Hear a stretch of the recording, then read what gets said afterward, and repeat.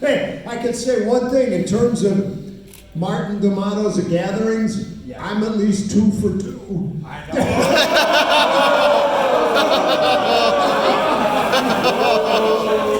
Hey, 2 years ago when I didn't make it, I'm in front of the Wells Fargo cash machine, and I just took out $200 to have some cash. I'm all excited. I told Marty, Kenny, I'll be in a world. I'm a ticket. I'm gonna get in a cab. I turn around, 2 cops grab me.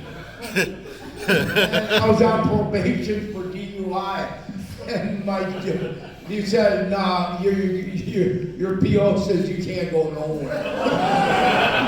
Well, and the funny thing is, absolutely no disrespect. You know, I love you. I don't take it. Martin and I were a little concerned about John making the gathering 2 years ago. So I called him the night before. He answered. He said, "I'm all set, Kenny. I got it. I'm there. Don't worry about it. Listen, I'm right in the middle of something. Call me back in 10 minutes. I promise I'll answer." Yeah. The end. Yeah. You're right. I did do that. I've been a manipulator my whole life. I gotta say.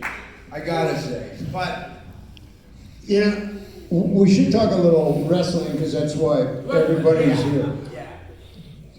How do you explain, because I've been asked and I can't explain it. I mean, out of Minneapolis, the Road Warriors, you, Ric Flair, Rick Rude, Jim Brunzell, I mean, it just goes on. It was there like something in the water, Kurt Hennig, and you guys, most of you guys were at Robbinsdale High School. Yeah. Well, most of us were 70 graduates, 77, 78, 76.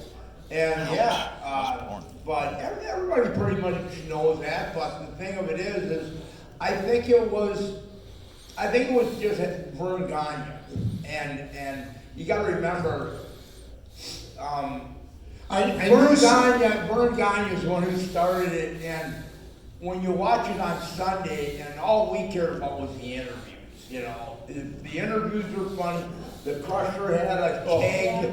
Remember, and if those were you were laughing about it so hard that you just couldn't quit talking about it. So I think that's why we just went, well, we know we don't want to work for a living, so let's all become wrestlers, or and one guy would get in and everybody starts scratching their head. I never been some bitch is making this much money. I'm gonna get in. I'm gonna get in. I can do that. It's all fake anyway. Then you get in, you find out it ain't all fake. All right, John, we got to get to Q&As. That's why they're all here. But I get asked this whenever your name comes up.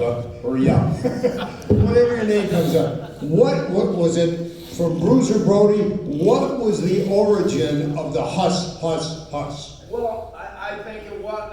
I think it was Brody. I was with Frank in Japan, and that's where I met him.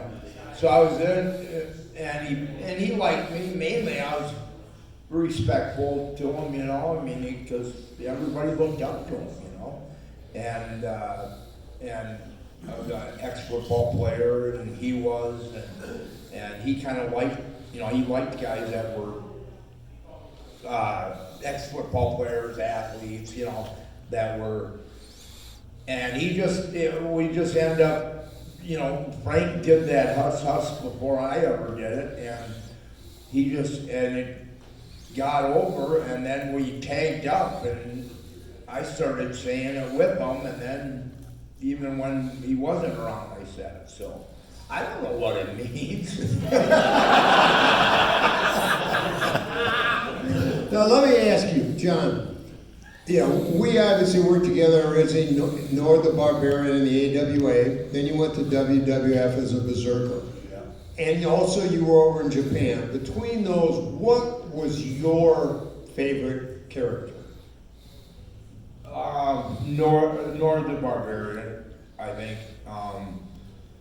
When I had the car lot with my dad and brothers, where we were advertising on the Vikings games, and the first time we showed this commercial was me slamming a guy through a car windshield, saying no credit, we don't care, and all that. And we played it during the Vikings games, and the next morning there was 150 people waiting at the car lot.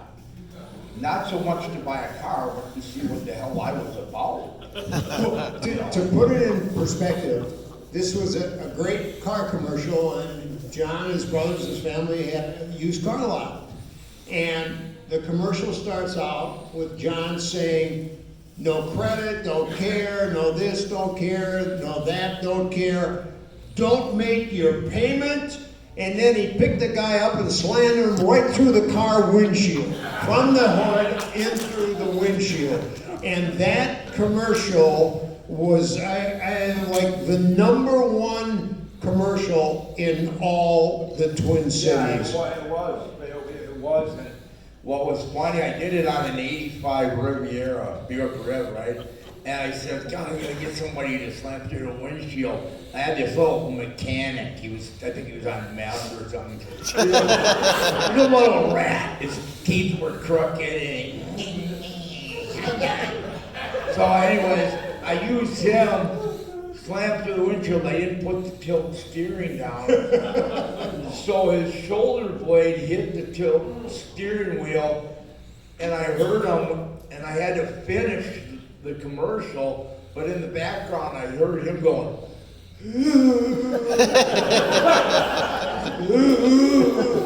and I broke 2 of his ribs. So, yeah, and so right after that I said, I'm scared he was gonna sue me or something. So I said, hey, sign this, I'll give you $100 right now, you can't sue me. He goes, 100? I'll take it. Thus, the original works stiff. It had nothing to do with being in the ring. All right, let's open it up. I'm sure you all, okay, way in the back.